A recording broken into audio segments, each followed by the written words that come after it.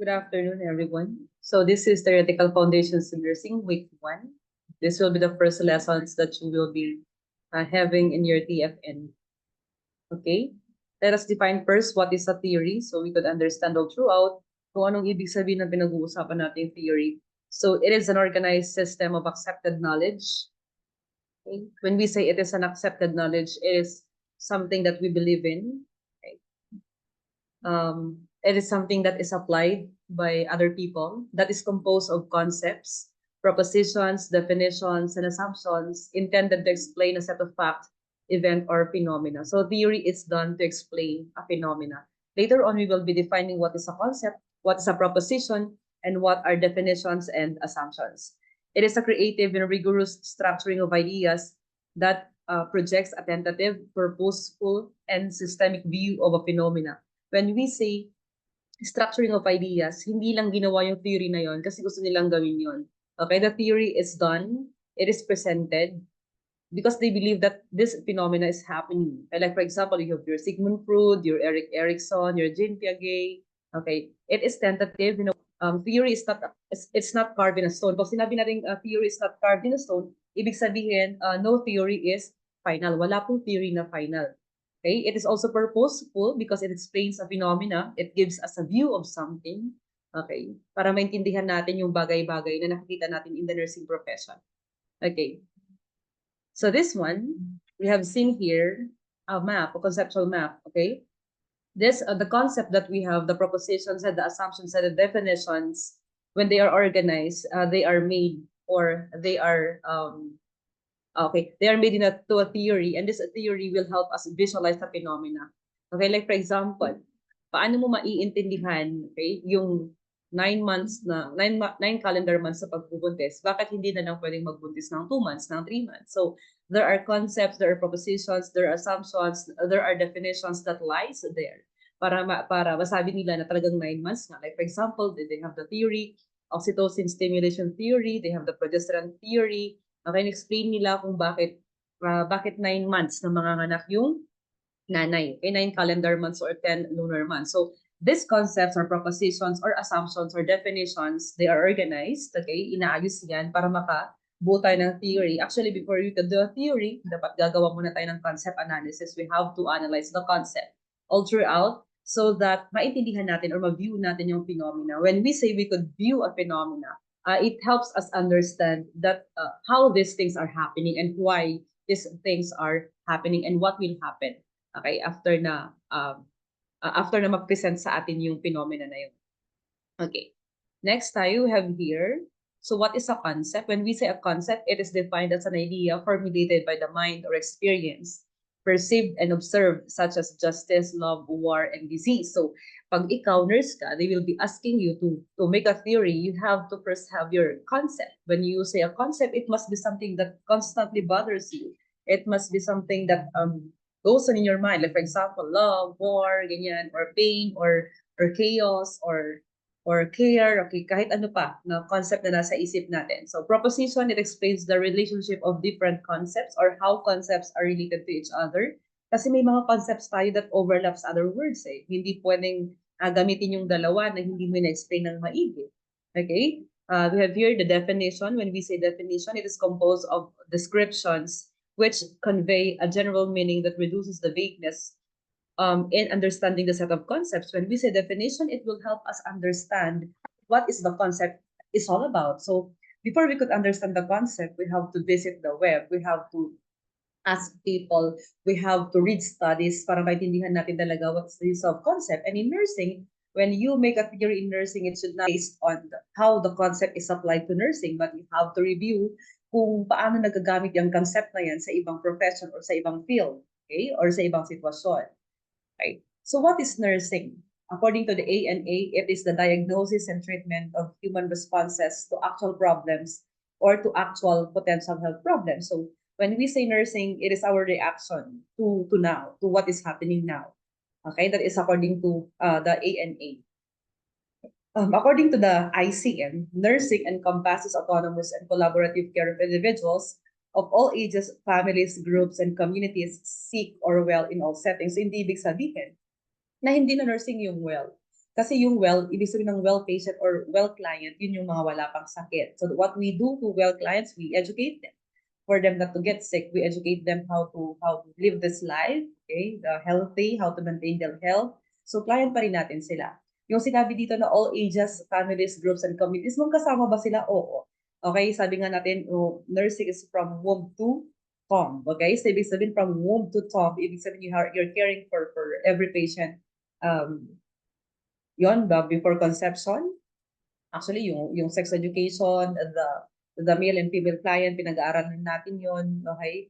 Ano pa ba, until the death of the patient, okay? Yung pag first year pa kayo ngayon, makikita nyo later na pati pala patay, how to decide for the dead, how to deal with the dead person or how to deal with the family, pinapag-aralan natin. So we deal also with the family. So our client is not only the patient, but our client is also the family and the community. Okay? Makikita niyo yan, the beauty of nursing, makikita niyo yan lalo pag nag-CHN na kayo. So nursing is also to assist clients in the performance of activities contributing to health. It's recovery of peaceful death that the clients will perform unaided if they had the necessary will, strength, or knowledge by Henderson. Okay? So sabi ni Henderson, we are assisting clients to what? We are assisting to clients to have a peaceful death, okay? As well as we are also preventing them to get sick. Okay, so lahat ng yun, yung sinasabi ko kanina na from the healthy to the sick individual, lahat yan ay clients natin. Okay.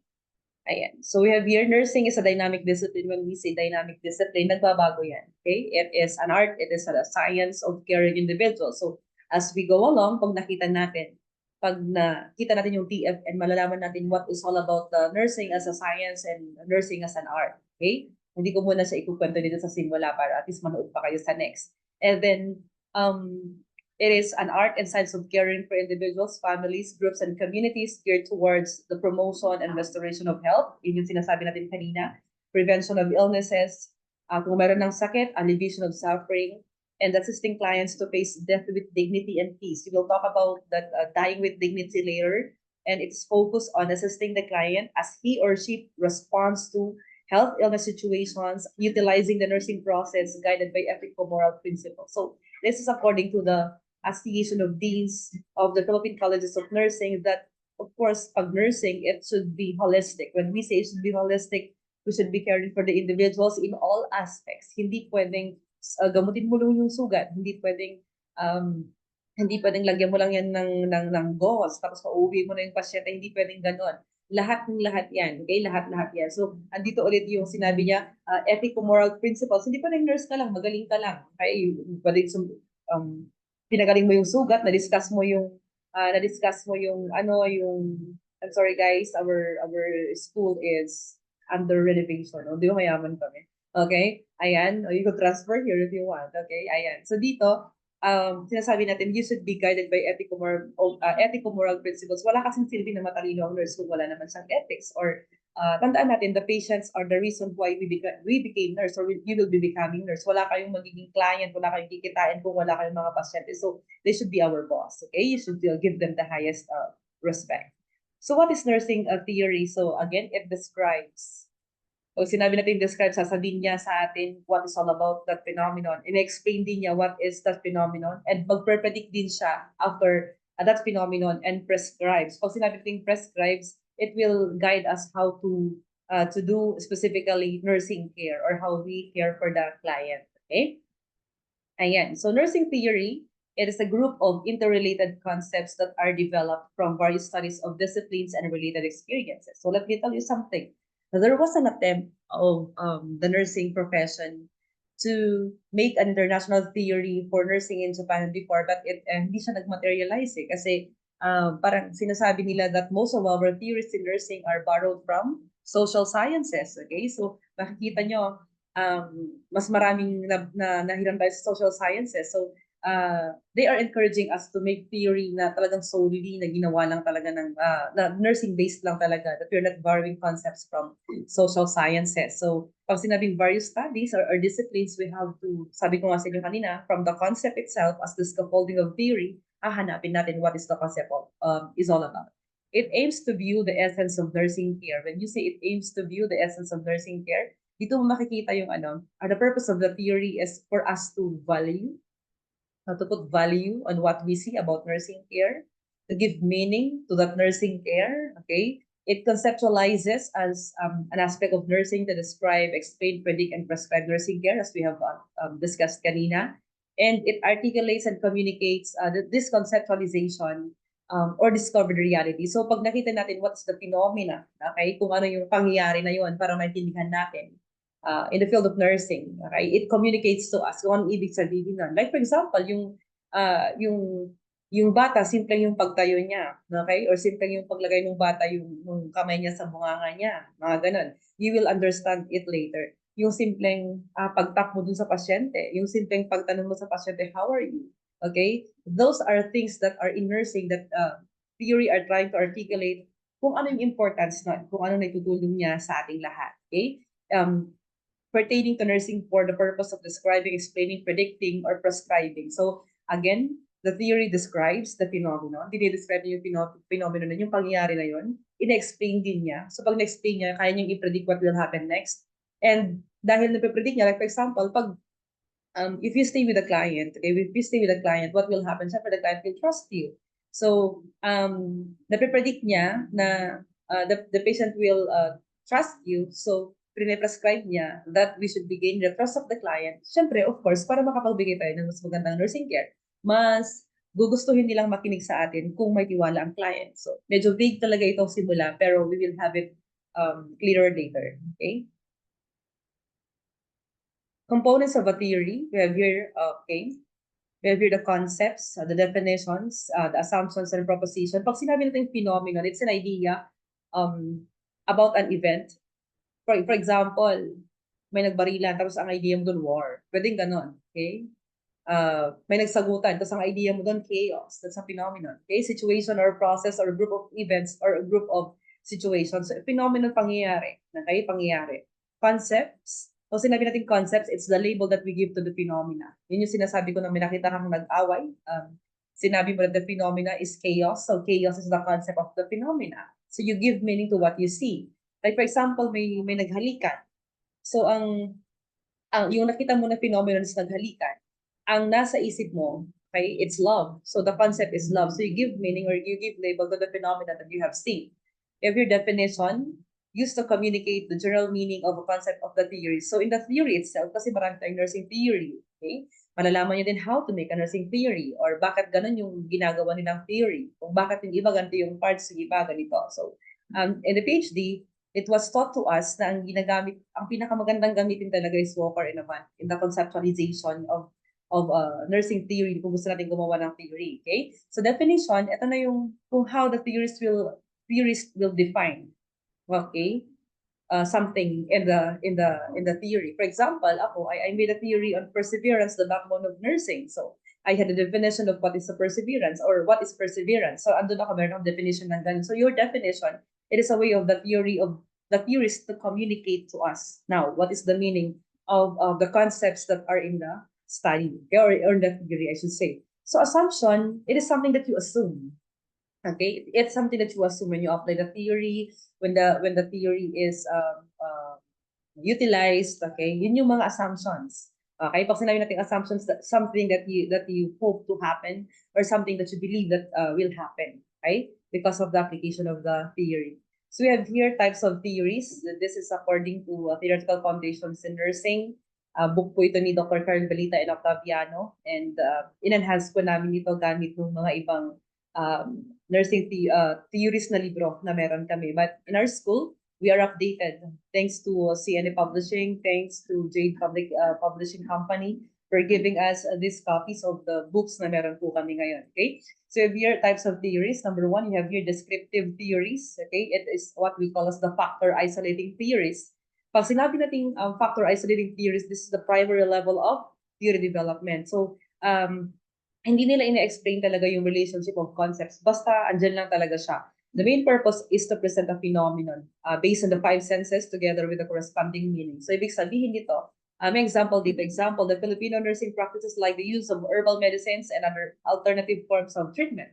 So, dito, makikita natin that what are descriptive nga eh. Pag sinabi natin descriptive, kung ano lang nakikita ng five senses, kung ano lang yung describe ng five senses. So, that is descriptive. So, Again, your descriptive theories, your factor isolating theories, yun, the main purpose is to present the phenomenon, how the five senses um, articulates it, kung paano niya naiintindihan, yun lang yung ano niya. So, but it, again, wala siyang, hindi niya, kumbaga, hindi pa niya pinapakita sa atin yung relationship ng concept. So, makikita niyo yung iba-ibang theories minsan na magulo sila. Okay? Magulo sila kasi they have their own ways of explaining what is the theory is all about. Okay? Number two, you have your explanatory theories or factor relating theories. This is a theory that presents a relationship among concepts and propositions. So, masasanay din kayo na mabilis ako magsalita para makadami tayo, guys. Okay? Para hindi sayang yung oras nyo na manood ng mga videos. So, a theory that presents a relationship among the concepts and propositions. This one, so explanatory, when we say explanatory, that yun na yung pumapasok na dito, yung pinapakita niyo yung relationship. So, tinatagalog ko siya for the purpose na maintindihan niyo pagdating sa klase. Pag nag-explain si ma'am, again, this lecture is not solely intended for you to be absent in your class, but this is an addendum or a supplemental video so that you will again understand what are your lessons in the nursing profession. But then again, this is not intended to educate you na ako na lang. Hindi pwede yun. You have to listen to your professor. Okay, they aim to provide information on how and why the concepts are related. So, kanina yung descriptive, wala lang. Pinakita lang niya kung ano lang yung nakita niya. Ito explanatory kasi, they will tell you kung ano yung relasyon ng concept. Like for example, a study about the factors affecting newborns in failing to thrive. So, makikita mo dito, ano nga ba yung dahilan? Bakit hindi nabubuhay yung mga newborn? Is it the failure to do the Apgar scoring for the first and 5 minutes of life? Okay? May problema ba? May fetal-maternal complication ba tayo? Or meron ba tayong event-related phenomenon na nangyari? Na yun yung dahilan kung bakit hindi nabuhay yung bata. So that those are explanatory theories. Sorry, biging Bisaya na ako. I love Bisaya kasi when I go there, nakukuha ko talaga yung information. Lalo pag nasa ako sa Bicol, mga ganun, napakakalma ng mga bosses nila. So again, explanatory, in-explain niya how and why. Descriptive, dinedescribe lang niya. Okay? So that is 2. 3, predictive theories, situation relating theories. Okay? It is achieved when the relationship of concepts under a certain condition are able to describe future outcomes consistently. So pag sinabi natin predictive theory, eto pa lang nakikita natin na kayang-kaya nang i-predict ng theory what will happen next when you apply the theory. So ang ganda. This kind of theories generated and tested using experimental research. Bakit kaya niyang mag-predict? Kaya niyang magsabi ng application kasi tested by research na siya. So, ibig sabihin, a research study was done to see the effectiveness of the theory when it is applied. So, pag nakita nila na, okay, like for example, the adaptation theory of Sister Calista Reza, hindi ako nagkamali, no? Si adaptation theory kasi, sinasabi niya na when you are in a situation, you should be constantly adapting, okay, surviving, and then transforming. So, nung nakita nila yung beauty ng theory niya na, oo, nagagamit pala ito. So, they could predict that when you are able to adapt, you will be surviving and you are able to transform into a better person or a better nurse. So, nakita nila. So, those are predictive theories. Example, theoretical model of the observation of the effects of the recovery of the post-operative clients or patients. So, ito yung mga model kung paano nila nakita nila. For example, ginawa kasi nila dyan, merong pasyente, in-observe talaga nila yan kung ano yung effects sa recovery ng isang pasyente post-operatively. So nakita nila na ito pala yung nangyayari. So nung nakita nila yung nangyayari, define nila yung phenomenon na yun. And then, nag-predict sila at tinesting nila ito muna if it's applicable to other patients. Kasi in nursing, guys, yung applicable na isang intervention sa isang pasyente, hindi ibig sabihin applicable sa lahat. Okay? Kahit magkapareho sila ng edad, magkapareho sila ng sakit, hindi pa rin applicable. It depends on how the patient cope with the illness or the situation. So, dito nakita nila na yung uniformity that or most of the patients in observed nila ganito. So, nag-predict na sila that this could be applicable to these kinds of patients. Pero dito hindi natawag na prescriptive theories, okay? Situation producing theories. They deal with nursing actions and test the validity and certainty of specific nursing intervention commonly used in testing new nursing intervention. So, dito, again, pag sinabi natin testing the validity, we are trying to test something na applicable noon if it's still applicable now. Okay? Kailangan natin kasi yung nursing kasi is always changing. The patient that we have is also unique. Iba din yung sitwasyon. Like for example, the pandemic, talagang 360 yung twist natin sa nursing intervention. So dito, they are commonly used in testing new nursing interventions. We'll try to see kung etong mga bago, for example, yung mga new nursing interventions are coming from evidence-based practice. Medyo maintindihan nyo rin siya as you go along. Medyo nakakalula lang ngayon kasi siguro level 1 pa lang kayo or the others are first time yung marinig, ano? But then again, pag sinabi natin kasi evidence-based practice, ito yung mga highest type of evidence that we could apply. So prescriptive theories are done or are commonly used para matest natin yung new nursing intervention. For example, si Laurentis theory sa 1996. So 1996 validates and explains the different nursing management in the emergency room in relieving anxiety among its clients. So nakita nila, tinignan nila, validate nila if those nursing management to clients with anxiety are really effective or not. So kung effective sila, that's the time that they will prescribe or they will be recommending the use of the theory. Okay? So that is for week 1. So alam ko, it's big para dito. Okay, so vague pa lang kasi simula pa lang natin. So we will have to listen to more lectures para maintindihan natin what is theory. Thank you for listening. You give honest comments para ma-improve natin yung mga next na videos. Maraming salamat.